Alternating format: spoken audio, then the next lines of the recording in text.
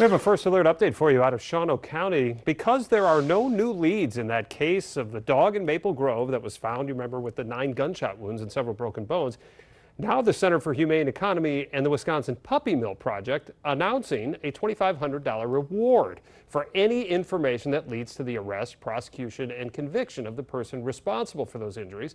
As we have reported, the dog was found and taken to a specialized vet for treatment last Wednesday. The sheriff's office believes the dog's injuries took place 2 to 4 days earlier. They say every piece of information, no matter how small, could prove to be valuable, You can find the deputy's number and email address inside our story at WBAY.com.